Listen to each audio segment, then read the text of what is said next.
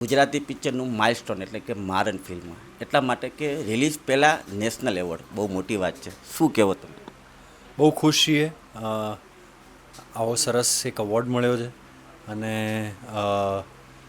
અમારી film release થઈ ગઈ છે 30 જુલાઈથી નજીકના સિનેમાઘરોમાં. બહુ જ સરસ વાર્તા છે, બહુ સરસ ફિલ્મ બની છે, અમેઝિંગ પરફોર્મન્સીસ, અને તમને લોકોને શરૂ થશે ત્યાંથી લઈને અંત સુધી એકદમ પકડી રાખશે. તમને એવું થયા કરશે કે હવે શું થશે, હવે શું થશે, હવે આ પાત્ર સાથે શું થશે, ઓ આવું થઈ ગયું. સો તમને મજા કરાવશે એવી પ્રકારની એક ફિલ્મ છે.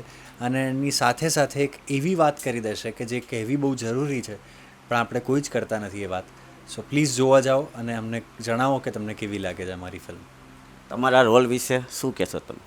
મારો છેલ્લો દિવસથી તમે જે મને જોતા આવ્યા છો એના કરતાં સાવ જ જુદા પ્રકારનો રોલ છે. આ શહેરી માણસ નથી, અને જે પ્રકારની એની મેન્ટાલિટી છે, જે પ્રકારે આ માણસ છે, થોડોક તમે મને ગુસ્સાવાળા શેડમાં, થોડોક અલગ પ્રકારના શેડમાં તમે મને જોશો. અને હું એટલે જ બહુ એક્સાઇટેડ છું કે તમને કેવું લાગે છે આ મારું પાત્ર. લોકોને એક શું અપીલ કરવા માગશો આ પિક્ચરને જોઈને? શું મેસેજ શું છે પિક્ચરનો? આપણે હંમેશા કહેતા હોઈએ છીએ કે સાઉથ ઇન્ડિયાની ફિલ્મો બહુ સરસ છે, ઇન્ટરનેશનલ ફિલ્મો જેવી ફિલ્મ આપણી ભાષામાં ક્યારે બનશે.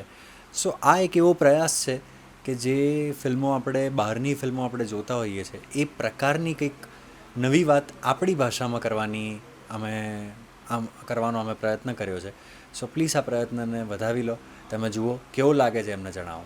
ફિલ્મ રિલીઝ થઈને એવોર્ડ મળે એ કેવી મજા આવે? બહુ મજા આવે. આ એક્સપેક્ટેડ જ નહોતું ઓનેસ્ટલી, કારણ કે ખબર જ નથી અમને કે નેશનલ એવોર્ડ માટે સબમિટ થઈ છે ફિલ્મ. પહેલાં તો 4 વર્ષ સુધી વેઇટ કર્યું ફિલ્મ માટે. પહેલાં વેબ સિરીઝ હતી, એના પરથી ફિલ્મ પર કન્વર્ટ થઈ. તો ક્યારની રાહ જોતા હતા અમે. જ્યારે ખબર પડી કે ફિલ્મ રિલીઝ થશે તો થોડીક આશા જાગી અંદરથી કે ચલો ફાઇનલી ફિલ્મ આવશે, કારણ કે આ ફિલ્મમાં બહુ મહેનત કરી છે બધાએ અને ઇન્ટરેસ્ટિંગ ટૉપિક છે. પછી નેશનલ એવોર્ડનું અનાઉન્સમેન્ટ તો સરપ્રાઇઝ જેવું હતું, એમાં અમને કોઈને એક્સપેક્ટેડ નહોતું.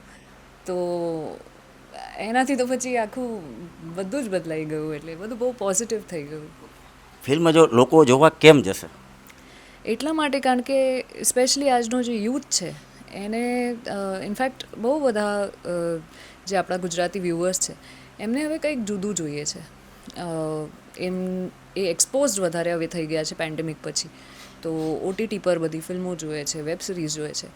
તો આ એક એવો પ્રયાસ છે જે એમને કદાચ જે લોકો કહેતા હોય છે કે એ લેવલ સુધી એ લેવલ પર ક્યારે પહોંચશે આપણી ગુજરાતી ભાષાનો કોન્ટેન્ટ, તો આ એક એવો પ્રયાસ છે જે કદાચ એ લોકો પ્રાઉડલી કહી શકે, એમના નોન ગુજરાતી ફ્રેન્ડ્સ સામે પણ કહી શકે કે આ અમારા સાઈડથી એક એવી ફિલ્મ છે જે તમારે જોવી જોઈએ.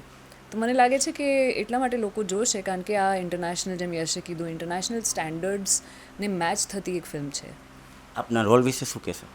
મારા કેરેક્ટરનું નામ છે બિરવા, અને બિરવા એક જે રતન, જે યશ પ્લે કરે છે, એ રતને બિરવાને કિડનેપ કરીને રાખી છે. 5 વર્ષ થયા એને કિડનેપ કરીને રાખી એમાં. અને બિરવા ધીમે ધીમે રહીને ટેવાઈ ગઈ છે. એ સાયકોલોજીકલી એના પર એક ઊંધી અસર પડી આ કિડનેપિંગની. એ ભાગવાનો એને પ્રયાસ કર્યો પહેલાં, પણ પછી હવે એને ગિવ ઇન કરી દીધું છે. હવે એને એના કેપ્ટર જોડે જ પ્રેમ થઈ ગયો છે. તો આ કેવી રીતે થાય છે, પછી કેમ એ નથી ભાગતી, આ બધા પ્રશ્નોના જવાબો તમને ફિલ્મ જોયા પછી મળશે. ચલો, રાજકોટની પ્રજાને શું અપીલ કરવા માગો છો આ ફિલ્મ વિશે? રાજકોટની પ્રજાને એટલું જ કહીશ કે તમે તો બહુ પ્રેમ આપ્યો છે. સૌરાષ્ટ્ર આખું મને બહુ જ ગમે છે. અને આ મારી નવી ફિલ્મ આવી ગઈ છે જેનું નામ છે મારણ. સુંદર સબ્જેક્ટ છે, બધાએ બહુ જ સરસ કામ કર્યું છે, અને મ્યુઝિક સરસ છે, બધું જ સરસ છે. એકવાર જુઓ અને અમને ફીડબેક આપો, અમને તમારા રિવ્યૂઝ જણાવો કેવી લાગી, તમને શું ફીલ થાય છે એ અમારી સાથે શેર કરો.